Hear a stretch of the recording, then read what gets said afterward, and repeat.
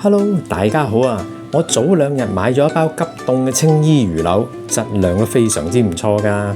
嗱，蒸魚、煎魚大家食得多啦，不如今晚我哋嚟一個脆炸青衣魚柳，做餸或者係小食都係一樣咁正㗎。大家點睇呢？不如就咁決定啦！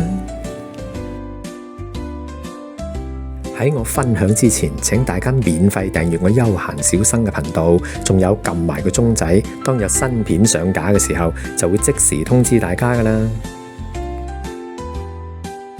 嗱，我呢度呢就預備咗大概有600克嘅急凍青衣魚柳，返嚟都幾大塊下㗎。咁首先將啲魚柳裁細塊啲先啦，然後就用清水浸泡，將啲魚柳完全溶雪。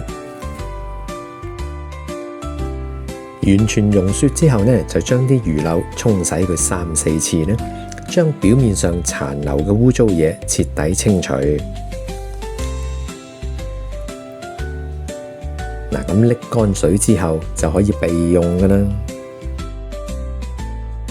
跟住調校個炸漿啦，先落4湯匙嘅低筋麵粉，1湯匙生粉，1/3茶匙嘅泡打粉，然後慢慢加入清水。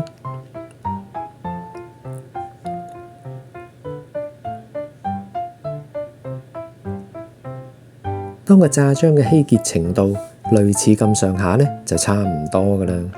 咁而家先將個炸漿放入雪櫃雪半個鐘頭啦。將魚柳嘅水分完全吸乾之後呢，就可以開始調味㗎喇。今次我會加入五香淮鹽粉，呢隻味道啊，配合炸魚柳我好鍾意㗎。我會加入大概半茶匙嘅五香淮鹽粉，大概半茶匙嘅胡椒粉，1湯匙紹興酒，大概1隻雞蛋份量嘅蛋漿，跟住撈佢啦。最後加入大概半茶匙嘅麻油，咁就 OK，擠喺度醃15分鐘啦。個炸漿雪咗半個鐘之後，喺用之前加入大概1湯匙油。咁個炸漿食嘅時候口感會更加酥脆㗎，跟住攪勻佢啦。最後將啲粉漿混和落啲魚柳嗰度啦，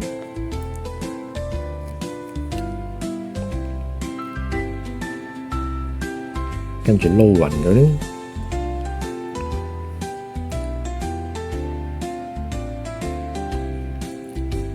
咁就搞掂晒，可以開始炸魚㗎啦。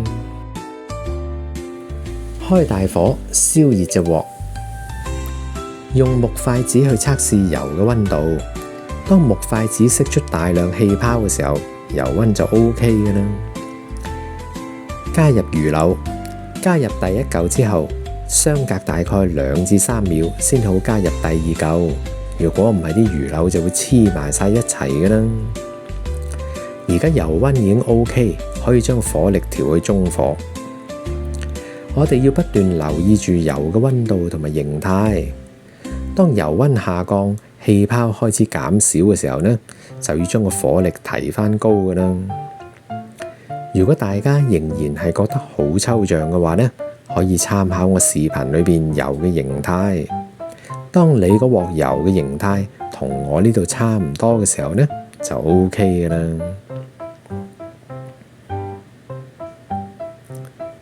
OK， 起得。我呢度全程大概炸咗5分鐘，俾大家參考。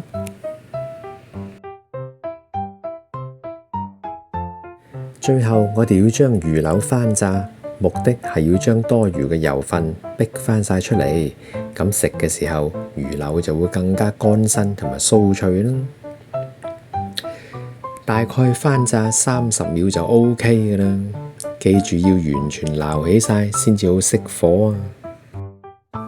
哇！呢個平靚正、性價比超高嘅脆炸青衣魚柳，係咪睇到你流晒口水呢？我今日嘅分享到咗呢度，又要同大家講聲拜拜啦。至於詳細嘅食材分量，可以參考我視頻裏邊嘅內容部分，就有相關嘅中英文食譜㗎啦。如果大家鍾意我今日嘅分享嘅話呢，記得俾個 like 我，同埋將個視頻分享出去，仲有幫忙多啲欣賞廣告，多謝大家嘅支持。咁我哋下集再見啦，拜拜。